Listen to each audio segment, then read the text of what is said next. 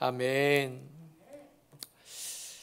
오늘 읽은 말씀으로 함께 나눌 말씀의 제목은 샬롬의 비결이 있을까입니다. 오늘 이야기에 등장하는 수넴에 있는 한 귀한 여인이 등장하는데요. 엘리사의 이야기를 읽어가다 보면 필연적으로 엘리야 이야기를 떠올릴 수밖에 없어요. 엘리야가 했던 일들을 엘리사가 이어받아서 하고 있고, 엘리야가 경험했던 일들을 또 엘리사도 경험하게 될 겁니다. 그런 것들, 비슷한 일들을 계속 경험해 가는 중에 한 가지가 엘리야에게 사르밧 지방의 과부가 있었잖아요. 그를 먹였고 그를 집에 들여서 보호했던, 또 먹였던 사르밧 과부가 있었다면, 엘리사에게는 수넴 여인이 있습니다. 수넴 여인, 사르밧 과부보다는 수넴 여인이 훨씬 더 형편이 좋아요. 그래서 이 수넴 여인의 이야기를 우리가 따라갔으면 좋겠다 싶지만, 그가 가진 부유함이 우리에게는 없으니 그가 한 일들을 그대로 따라하기는 어려움이 있습니다. 얼마나 부자였냐 하면, 엘리사가 그 길을 지날 때마다 먹을 것을 대접하다가 이것으로는 좀 부족하다 싶었는지 그 집에 방 하나를 따로 짓자, 그래서 우리 눈치 보지 않고 지나다가 그 방에 잠시 들어가서 쉴 수 있고, 또 글을 읽을 수 있고 지을 수 있고, 또 거기서 밤을 보낼 수 있고 하도록 집을 지어 드릴 만큼 형편이 됐으니까, 과부였어서 그 마지막 남은 가루로 먹고 죽겠다 했던 사르밧 과부와는 형편이 좀 다르기는 합니다. 너무 감사하니까 엘리사가 그 친절한, 그 따뜻한 섬김에 감사해서 엘리사가 한 번은 여자에게 물어봤습니다. 뭐 해줄까? 뭘 해주면 좋겠나? 그랬더니 이 수넴 여자가 뭐라 그러냐면, 나는 내 백성 중에 거하고 있습니다. 무슨 뜻이냐 하면, 평안히 잘 있어서 딱히 더 필요한 게 없습니다, 그래요. 엘리야 생각에 뭔가 좀 해주면 좋겠다 싶은데 필요한 게 없다 그러니까 이 여자하고 이야기해서는 답이 안 나오겠고, 그 사환 게하시에게 따로 물어봅니다. 저 여자에게 뭔가 필요한 게 있겠나? 그랬더니 게하시가 그 주인 엘리사보다는 이 여자하고 이야기 나눌 기회가 좀 더 있었고 부딪힐 기회가 좀 더 있었나 보지요. 저 여자가 아직 아들이 없습니다. 남편은 늙었는데 아직 아들이 없는 게, 그게 아마 저 여자에게 가장 슬프고 힘든 일이 될 겁니다. 그랬더니 이거면 되겠다 싶어서 엘리사가 그 여자를 불러서 말해줘요. 여자가 먼저 기도한 게 아니에요. 여자가 먼저 달라 그런 것도 아니에요. 그저 그냥 엘리사가 호의를 이 수넴 여자에게 베푼 겁니다. 내년 이맘때쯤이면 내게 아들이 있을 거다. 그랬더니 수넴 여자가 아닙니다. 주의 여종을 속이지 마옵소서 그래요. 속이지 마옵소서 그러니까 엘리사가 거짓말을 했나 싶은데, 사실은 속이지 말라 하는 그 말의 더 깊은 뜻은 헛된 희망을 품게 하지 마십시오. 그동안 많이 해보지 않았겠어요? 아들을 낳을 수 있다는 이런 방법, 아들을 낳을 수 있다는 저런 방법 다 해봤는데 남편이 늙을 때까지 그 방법들 중에 하나도 도움이 되는 게 없었던 겁니다. 괜찮다고, 이제는 남편도 나도 이 일에 대해서, 아들이 없는 것에 대해서 그리 미련이 없고 괜찮다고. 여러분, 이렇게 괜찮다 그러는 건 괜찮아서 괜찮은 게 아니라 마음에 포기한 거잖아요. 마음에서 내려놓은 거죠. 그런데 한 해가 지나고 정말 엘리사가 말한 그때쯤 아이가 태어난 겁니다. 이 아이가 얼마나 귀하냐고요.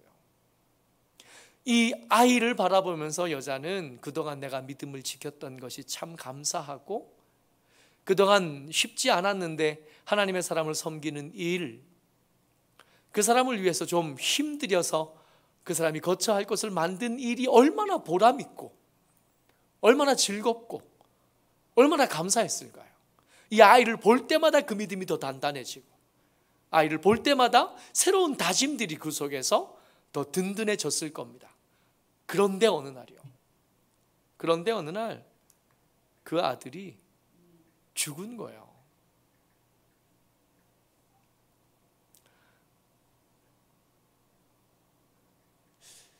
이 슬픔을 어떻게 가늠해요?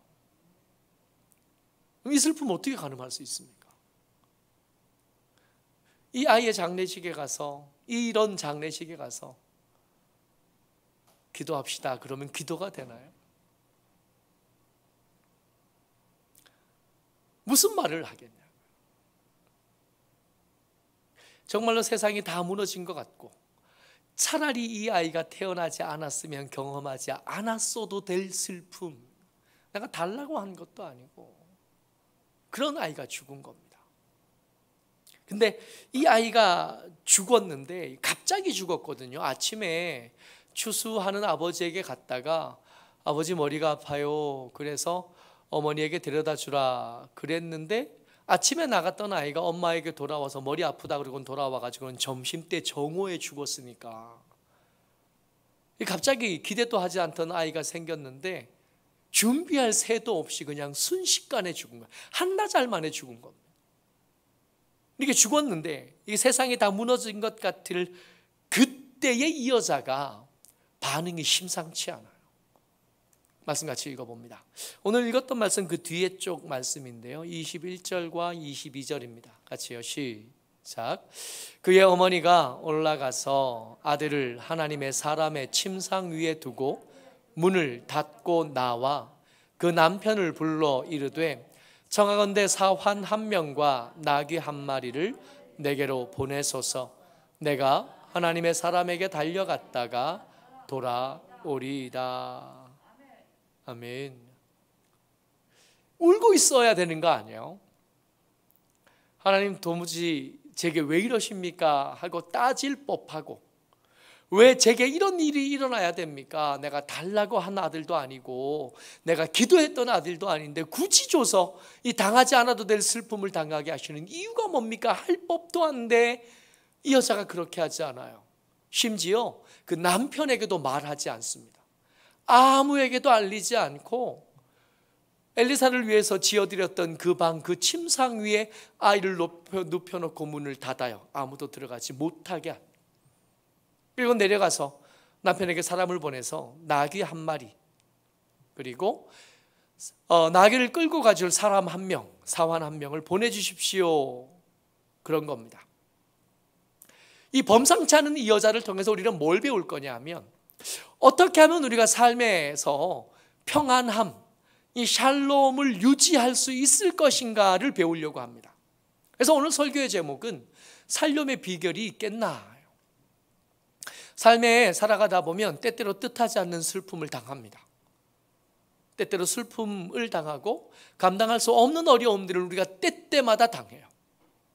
한 고비 넘고 나면 이제 좀 평안할까 싶은데 고비를 넘자마자 어렴풋이 다음 고비가 눈에 들어오잖아요.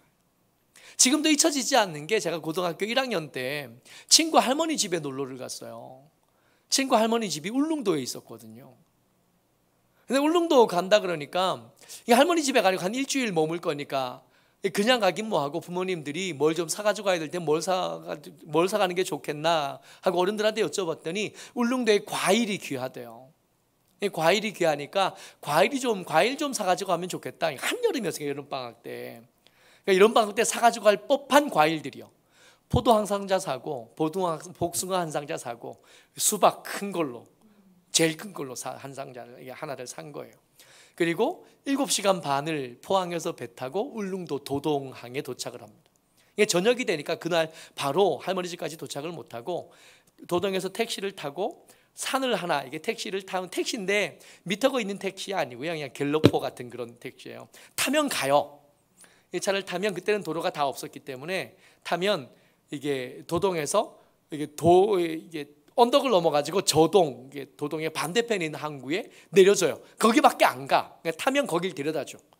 거기 내려서 민박하는 집에 방을 빌렸다가 다음날 아침에 배를 타고 한 바퀴를 돌아서 태하동에 내려서 이제 가야 되는데, 이 배가 태하동까지 안 가요. 그 곁에 동로까지만 가. 거기서 내리면 또 이제 갤로퍼 택시가 이제 기다리는데, 이 갤로퍼 택시에 사람들이 타고 언덕을 넘어가다가 중간쯤에 할머니 집이 있대요. 근데 보안이 자리가 모자라네. 배에서 내린 사람은 많고 갤로퍼에 탈 수 있는 사람은 몇 명 없고, 어른들이 순서대로 이렇게 타더니 고등학교 1학년 남자애들 이렇게 건장하게, 그때도 이렇게 생겼었거든요. 이렇게 돌아보더니 니들은 걸어가라. 복숭아 한 상자, 포도 한 상자, 수박 그 가게에 있는 것 중에 제일 큰 거, 각자 일주일 입을 옷 배낭 한 개씩 다 맸고 포도 상자 한 상자 이게 다 들고 걷는데요. 정말로 그렇더만요. 여기 보면 길이 이렇게 있어서 길이 끝나면 거기가 꼭대기인 것처럼 보이잖아요. 근데 꼭대기에 올라서면 알아요. 이게 마지막 꼭대기가 아니에요. 이게 언덕을 내서 다시 내려갔다가 다시 올라가. 한 서너 번 그랬나 봐요. 그래서 후회하기 시작하는 거예요. 도대체 수박은 왜 사라고 한 거야? 이 복숭아, 이 포도 내다 버리고 싶은데 내다 버리지도 못하고 목은 말라 죽겠는데 물은 없고, 그렇게 넘어갔던 기억이 있어요. 울릉도만 그래요? 여러분들이 살아오셨던 인생도 그렇지 않던가요? 정말 숨이 깔딱깔딱 넘어갈 것 같은 위기가 있었는데, 이 위기만 지나고 나면 이제 인생이 괜찮아질 것 같았잖아요. 근데 넘어보니 괜찮아요? 안 괜찮았다. 이 여자가 평생에 경험했던 모든 위기들 중에 가장 슬프고 가장 차가운 위기를 경험한 겁니다. 그 아들이 죽었어요. 근데 그 아들이 죽었는데, 이 아들이 죽었는데도 오늘 이 여자에게서 우리가 뭘 배울 거냐 하면 평안함을 유지하는 비결을 배울 겁니다. 그러니까 이 여자가 지닌 평안은 우리가 감히 상상할 수도 없는 수준인 거예요. 23절 같이 읽습니다. 시작. 그 남편이 이르되 초하루도 아니요 안식일도 아니거늘 그대가 오늘 어찌하여 그에게 나아가고자 하느냐 하는지라. 여인이 이르되 평안을 비나이다 하니라. 여기서 우리나라 성경에는 평안을 비나이다 하니라 이렇게 번역을 했지만, 저걸 원래 이게 문맥에 맞게 번역하면 평안한 일입니다, 별일 아닙니다 라고 얘기한 거예요. 저때 저 평안이 샬롬이에요. 여러분, 아들이 죽었다고요. 기대도 안 하던 아들이에요. 이 아들이 죽고 나면 다음 아들을 기대하는 건 불가능해요. 애초에 이 아들도 불가능했던 아들이에요. 근데 이 아들의 죽음을 두고 이 여자가 뭐라 그러냐 하면 별일 아닙니다 라고 말하는 거예요. 여러분, 안색이 이상했으면, 안색이 뒤틀려 있으면 이 남편이 못 알아봤을 리가 없을 것 같아요. 근데 이 여자의 표정이 그렇게 심각하지 않았던 겁니다. 어떻게 이럴 수 있을까요? 어떻게 이렇게 큰 위기, 감당할 수 없는 슬픔인데 그 슬픔에도 아랑곳하지 않고 평안함을 유지할 수 있는가 말이에요. 비결을 어디서 찾냐 하면 이 여자의 말에서 찾습니다. 이 남편이 가겠다 그러는데 이 남편이 생각하기 이상하게요. 오늘은 안식일도 아니에요. 오늘은 초하루도 아닙니다. 무슨 뜻이냐 하면 이 여자가 안식일만 되면 이 엘리사를 찾아갔던 거예요. 엘리사가 지금 어디 사냐 하면 갈멜에 삽니다. 갈멜에서 안식일이 되면 예배를 드리고, 예배를 사모하는 사람들이 갈멜산에 올라서 엘리사와 함께 예배를 드리고 말씀을 배웠던 거예요. 매월 첫날이 되면 그 엘리사가 있는 곳에 사람들이 모여왔고, 그 믿음 없는 땅에, 믿음 없는 시대에 믿음을 지키겠다고 마음을 먹은 사람들이 엘리야를 찾아와서 같이 예배하는 자리가 갈멜산이었던 거예요. 매주 간 거예요. 매달 첫날에는 이 여자가 갈멜산까지 간 겁니다. 수넴에 사는 여자잖아요. 갈멜산까지의 거리가 32km입니다. 울산에서 부산까지 거리가 40km예요. 차로 가면 1시간 아니면 충분히 가는 거리지만 걸어서 가기에는 100리길이면 하루 온종일 걸어야 되는, 이 여자는 매주 예배드리러 그 먼 길을, 그 믿음 없는 땅에서 믿음을 지키기 위해서 몸부림치면서 사모하는 마음으로 주일 아침마다, 안식일 아침마다 거기를 찾아간, 매월 첫날이 되면 지난달을 지켜주신 은혜에 감사하고 또 새로 시작한 한 달에 하나님께서 주실 은혜를 기대하면서 거기를 찾아갔던, 어떻게 평안을 지키느냐고요? 어떻게 샬롬을 지키냐고요? 어느 날 갑자기 금식한다고 되는 일이 아니라, 어느 날 갑자기 위대하고 거대한 일을 감당해내는 것으로 되는 게 아니라, 오늘 우리에게 주어진 시간을 반듯하게 살아내면서 이걸 지킵니다. 매일 읽던 말씀을 빠뜨리지 않는, 매일 하던 기도의 자리를 건너뛰지 않는 거예요. 매일 하나님 앞에 잠깐이라도 머물던 그 습관을 계속 지켜가는 거예요. 그러니까 갑자기 특별 새벽기도 하고 금식기도 하고 그래서 아주 목숨을 바쳐서 기도하는 게 아니라 일상을 만들어가는 거예요. 이 사람은 언제 봐도 기도하는 사람이에요. 이 사람은 언제 봐도 반듯한 사람이에요. 이 사람은 혼자 있을 때 봐도 반듯한 예수 믿는 사람이고 교회 목사고 권사고 집사님인 거예요. 누가 봐도 이 사람은 하나님의 사람다운 거예요. 언제 이 사람을 만나도 꺼리낄 게 없어요. 갑자기 만나게 되면 갑자기 만나 반가움은 있을 수 있지만 갑자기 만나 부끄러울 일은 없는 사람이 이 여자였던 거예요. 이렇게 삶을 통째로 뒤집어 놓는 그 위기에도 평안을 지킬 수 있었던 건 이 사람이 한결같이 모든 순간에 거룩한 일상을 만들어 가려고 몸부림쳤기 때문에 가능했다. 한 가지 더 찾아봅니다. 샬롬의 비결이 있을까? 있는 것 같아요. 이 여자가 쉬지도 않고 달려갑니다. 여러분 32km를 평안하다 그렇고 출발했지만 어떻게 걸어갈 수 있겠어요? 최선을 다해서 뛰죠. 뛰어 하나님의 사람이 있는 곳에 도착했는데 도착하자마자 그 엘리사 앞에서의 여자의 모습이 등장해요. 27절 말씀입니다. 같이요, 시작. 산에 이르러 하나님의 사람에게 나아가서 그 발을 아는지라. 게하시가 가까이 와서 그를 물리치고자 하매 하나님의 사람이 이르되 가만두라. 그의 영혼이 괴로워하지만은 여호와께서는 내게 숨기시고 이르지 아니하셨도다 하니라. 여기서 제가 주목하고 보고 싶은 것은 이 위기의 때에 원망이 가득할 수 있잖아요. 한 말도 있잖아요. 그러게 내가 괜찮다고 하지 않았습니까? 할 법하지 않아요? 그게 멱살이라도 잡을 법하지 않습니까? 내가 됐다고 했잖아요. 할 법하지 않아요? 근데 이 여자가 그 하나님의 사람을 보자마자 어떻게 하냐면 그 다리를 품에 안습니다. 그 여자가 향유를 깨뜨려서 예수님의 머리에 붓고 다리에 부어서 머리털로 닦았던 그 여자의 모습이 자연스럽게 떠오를 수밖에 없어요. 원망하러 간 게 아니에요. 투덜거리러 간 게 아니에요.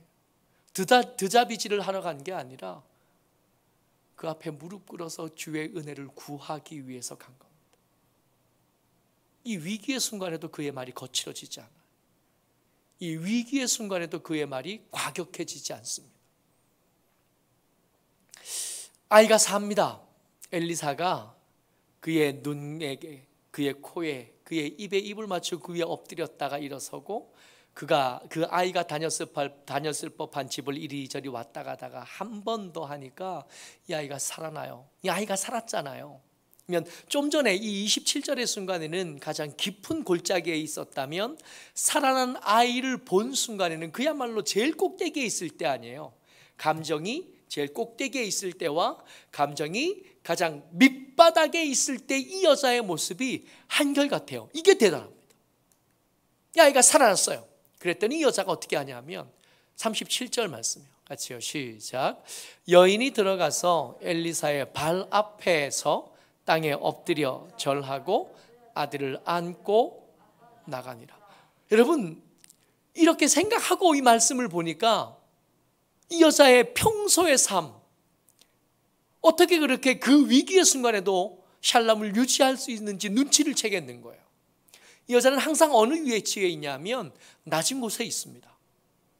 내 아들의 생명에 대한 주권을 죽음에게 내맡기지 않고 하나님에게 맡겨서 하나님이 결정하시도록 하는, 그리고 죽었어도 과격해지지 않고 다시 살았어도 흥분함으로 끌어 넘치지 않아요. 죽었을 때도 그 발을 안고 있었고 다시 살았을 때도 그 발 앞에 무릎 꿇고 앉아 있는 거예요. 말씀을 듣기 위해서 예수님의 발 앞에 앉아 있었던 마리아 떠오르잖아요. 아, 하나님이 이 여자가 더 예쁘셨겠구나. 하나님께서 이 여자를 더 기뻐하실 수밖에 없었고 더 특별히 여기실 수밖에 없으셨겠구나. 그의 평안이 유지되는 거, 위기의 순간에도, 그리고 감사의 순간에도 이 여자는 한결같이 겸손합니다. 끌어넘치지 않고 얼어붙어 냉랭해지지 않아요. 샬롬의 비결이 있을까? 있는 것 같아요. 어떻게 하면 되냐면 거룩한 일상을 만드는 거, 그리고 일상에 겸손함을 몸에 익히려고 몸부림치는 거. 이 두 가지가 비결입니다.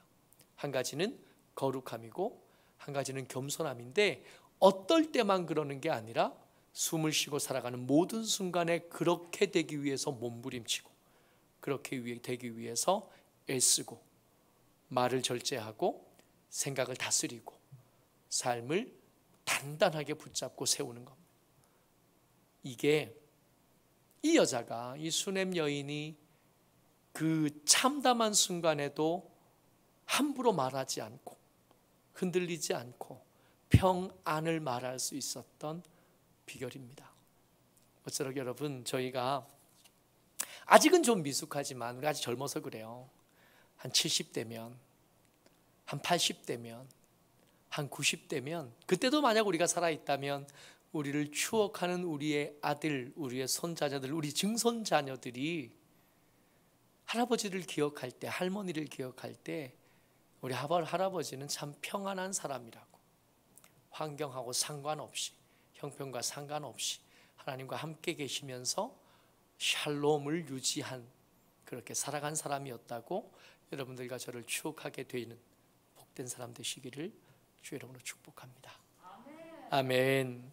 은혜가 많으신 아버지 하나님,